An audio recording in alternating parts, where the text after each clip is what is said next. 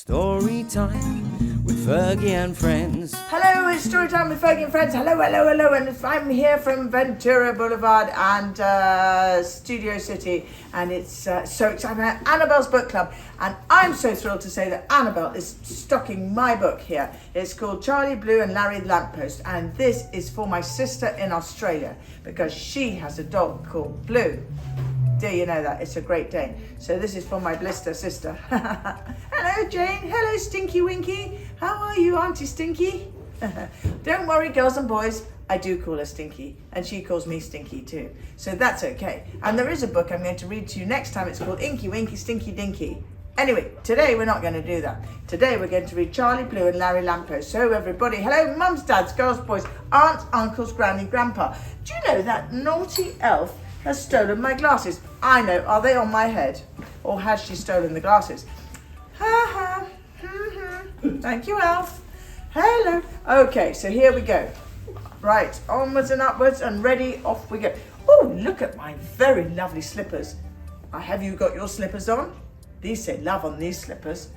Okay, so Charlie, and this is for my sister, and I did it because she has a Great Dane.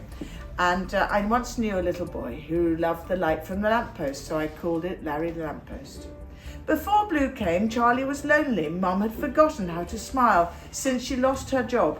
Dad was hardly ever home when he wasn't working at the observatory. He was helping homeless people find hope and shelter. Dad was a man who had always wished he had travelled to the moon, through the stars and galaxies, and any time that Charlie could, he would spend the day at the observatory.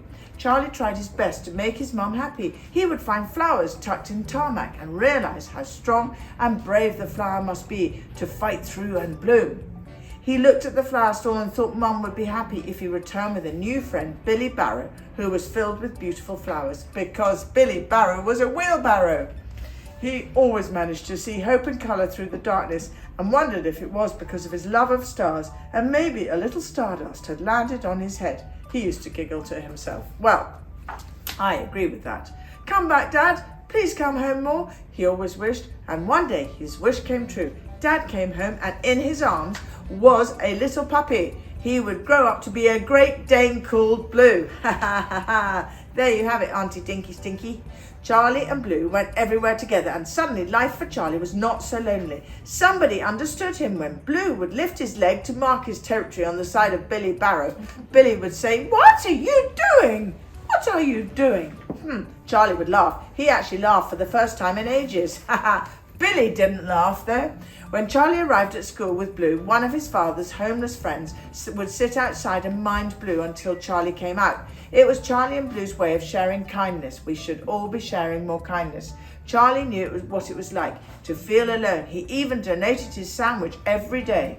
Mum could never understand why Charlie and Blue would eat so much every evening, and as soon as the dark arrived, boom, they headed to their room.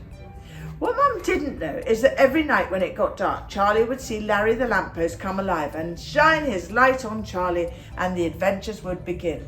Blue would jump in Billy Barrow, and even though he did cock his leg on Billy Barrow, Billy still took him on the adventure. Good old Billy, that's the spirit. Friendship works.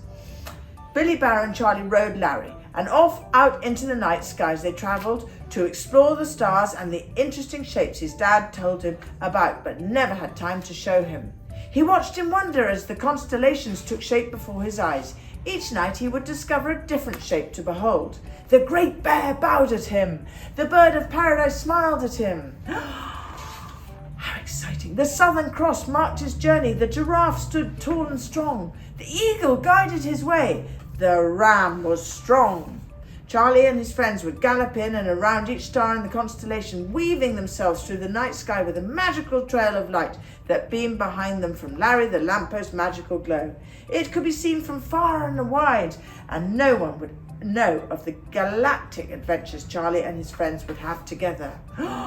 With each adventure, Charlie gained so much strength that he was able to do well at school, and even asked his dad if he could visit the observatory he worked at because he knew that he wanted to be an astronomer too. And then at the back of the book are fun constellation facts so you can learn all about what Charlie and Blue and Larry saw on their night. Like The sun passes through 13 constellations in a year, but astrologers only use 12, leaving out, yes, Ophiuchus, the serpent bearer. Hydra, the water snake, is the biggest of all constellations. Space facts, isn't it fun? Here it is, all in this. And guess why I know that? Because it's been signed off by the Perth Observatory as the book for space and the stars.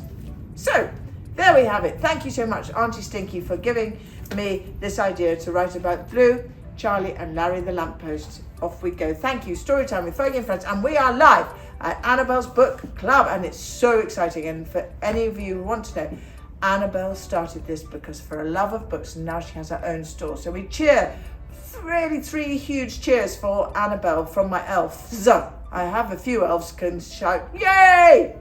Yay! Yay! And again, yay! Yay! Thank you so much, Annabelle, and for Justin, Amanda, Audrey, Ames, Annabelle, and for such a lovely family. You should be very, very proud. We love Annabelle's Book Club here in Studio City, Ventura Boulevard, so come along and play. Come along and see, and thank you all very much. See you soon. See you soon. Lots of love. Where am I coming to you? Maybe next I'll be in New York. Who knows? Story time with Fergie and Friends.